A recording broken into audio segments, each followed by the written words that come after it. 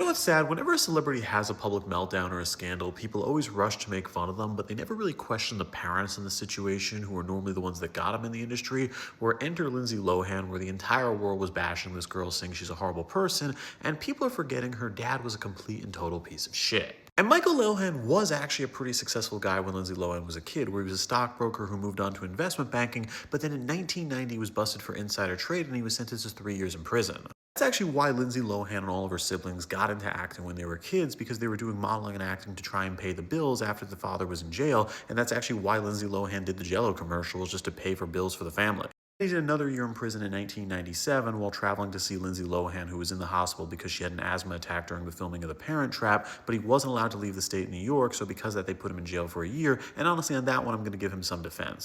That's the high end of Michael Lohan. The low end is how abusive he is to people, especially women, with one big example being Dina Lohan, his ex-wife, where he actually was accused of beating her on several occasions and choking her, and she did get a restraining order against him, which he did break. Then there was another issue in 2004 where Michael Lohan got into a fight with Lindsay Lohan's manager, not agreeing on the future of her career, which escalated after he was drinking a lot and began to punch the manager. And then there was another issue in 2011 where he was dating this woman right here, Kate Major, but he got into a massive domestic brawl with her where he threw her against furniture and began beating her, so she called the cops on him and had him arrested, and then 3 days later he was arrested again for breaking the restraining order. These two had just an absolutely ridiculous relationship where they got married in 2014, but then divorced in 2015, but then were seeing each other on and off. So in 2025, he was actually arrested again for this time flipping her out of a chair and abusing her. There was also how he handled Lindsay Lohan's collapse in 2007, where she had a DUI, she had multiple public meltdown incidents, and he decided to make money off of it at the same time. That's because Michael Lohan got busted where he'd record phone calls of his ex-wife Dina, as well as Lindsay Lohan, discussing the DUI and her legal state, and then he would sell those phone calls to the press and make tons of money in the process.